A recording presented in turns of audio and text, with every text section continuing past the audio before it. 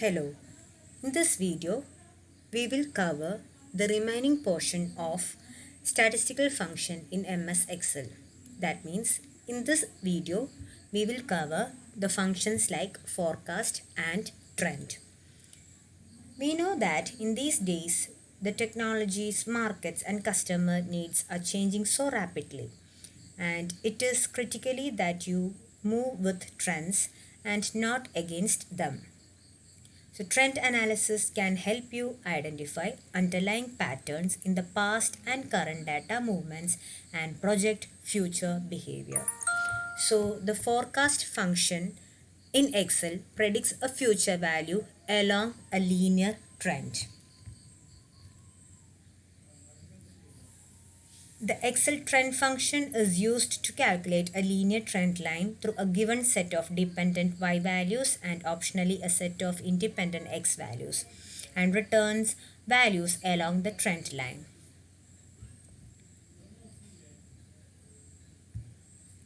The trend function is much like the forecast function, is used to calculate a straight line based on known x and y values. The forecast computes a single new y value for a single x new value, whereas a trend is more suited to data points in the form of a series. That means, for example, time series analysis. So for time series analysis, we usually opt for trend function, not with forecast, because forecast will use to find out only a single value prediction, whereas trend will predict the future value for a set of range of values or a set of series. Let's see with an illustration over here. So in the second column, that is B, we have applied the forecast function to predict the future value, and the C column is used for how can we apply trend function to find out the or to predict the trend. So here you can see that the forecast is for a single value and trend is for multiple values. So I will show you how. So in these data, you know that the year from 2000 to 2018, already we have the overall score. It might be a forecasted one or it can be the past data. Anyway, now we want to find out what will be the trend or what will be the future value from the year 2019 to 2023. So as you can see that we have the data till 2018. That means the overall score till 2018. Now we have to find out the future value of 2019, 2020, 2021, like that. Okay. So here I have applied the formula or the function forecast. So a forecast function has three arguments like x, non-y, non-x. So here we have two datas like year and the overall score.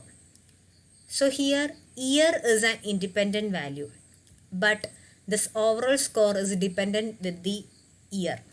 So we can say that A column is an independent value, so that we can take it as x values, and since the second column, that is overall score, is dependent with the first column, so it triggers as the independent variable, so that we can consider this B column as y values. So here you can see that x column, y column and again x columns. So the first x denotes a single value. That means we have to find out the 2019 prediction, or we have to predict what will be the overall score of 2019. So this 2019 is the x value. That is the first argument. So I put $A21 as x value, and non-y is the independent is the dependent variable, that is our b value. So we have b value from 2000 to 2018. So that will be the range, non-y's. Okay, non-y variables. And what is the third argument, which is non-x variable values. So the non-x variables are year. So and that is from 2000 to 2018. So I selected that as range also, and I put that range as the third argument. So I just simply close the bracket and click the enter key button. So here we have the data of 2019, and when I drag it down, I will get the predicted value of the upcoming years also. If I am typing here 2024, 2025, and when I drag it down from the first cell of 2019 to 2025, again I can calculate, or I can predict what will be the overall score for the years 2024 and 2025. So this is how we can calculate the forecast, or we can apply the forecast function. So note that forecast function is used for only predicting the single value, because I put my cursor on the 2019 B cell value and I find out with a formula, and then I drag it down and find out the remaining predicted values. Okay, that is why the forecast function is used to predict only a single value, whereas the trend function is for multiple values. How it is possible? I will show you how. So here you just type equals trend of. So here also we have the formulas, arguments as non-y, non-x, new x, constant. The first argument is mandatory and the next coming arguments are optional. Since we have x variables, we can also put that values also in this formula. So I am putting the arguments. So equals trend of. So I already told that the trend function is for multiple values. So before applying the function trend, I am going to select the cells which I have to predict the overall score.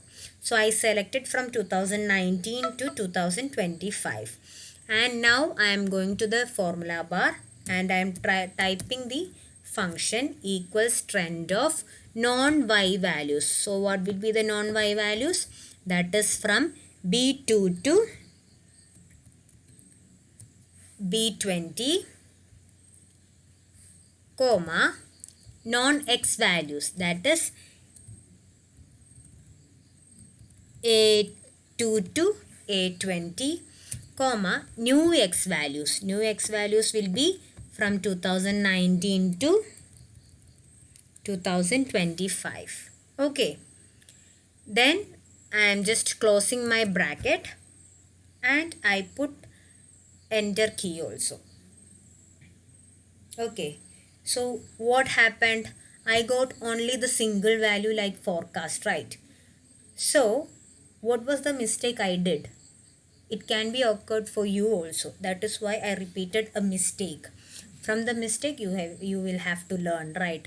So instead of pressing the enter key alone, you have to press Control, Shift and enter key. Okay, so once again I am doing the same exercise.